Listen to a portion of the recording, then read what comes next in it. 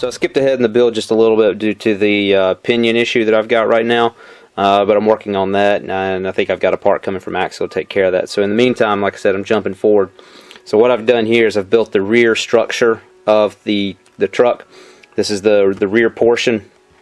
This is where the rear suspension and so forth, I believe, is going to hook up.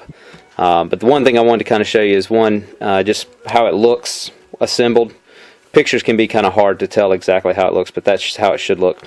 And one thing I want to bring kind of to your attention, this is not an issue or anything, it's just something to note.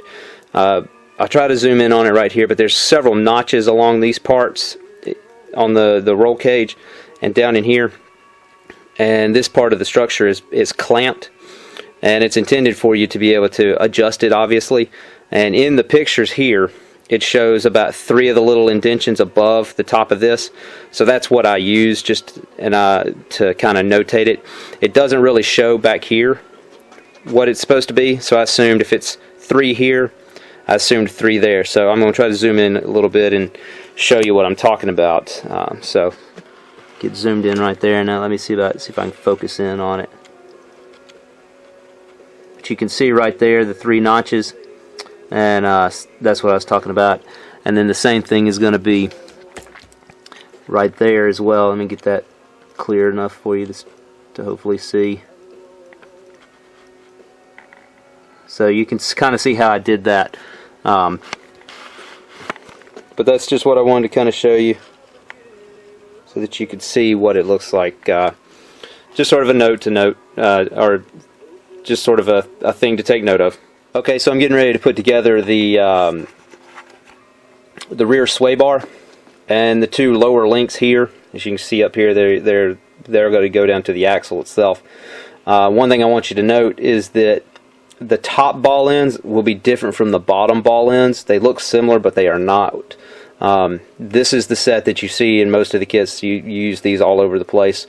This is what's going to go on the bottom, and then there's 2 extra ones up here that are going to go in the top. So just be aware that the ball ends in the bottom are different from the ball ends in the top. So just something else to be aware of. Not an issue, just want you to know. One final thing tonight that I kind of want to bring your attention to. The kit costs for some, once you install the sway bar, you've got 3 settings here. Obviously you can choose where you want. Now once you've set it up, the kit calls for it to be in the rearmost setting. Or in this case it'd be going forward, because the front of the truck's that way, so it'd be the forwardmost setting. But there's 2 little grub screws that go in here. What you don't want to, you don't over tighten them, and I was trying to figure out maybe why they're there, and what I figured, or what I assume, is that the spacing here is big enough for this bar to have a little bit of vertical play, and the grub screws are probably in there to take some of that away. So there's very little vertical play now, a little bit of horizontal, but not too much. So what I did is I tightened those down, and then till I felt they were tight, and then backed them off till this thing was smooth, moved smoothly, because you want it to be a smooth movement. So just something else just wanted you to be aware of when you're building your kit. Thanks.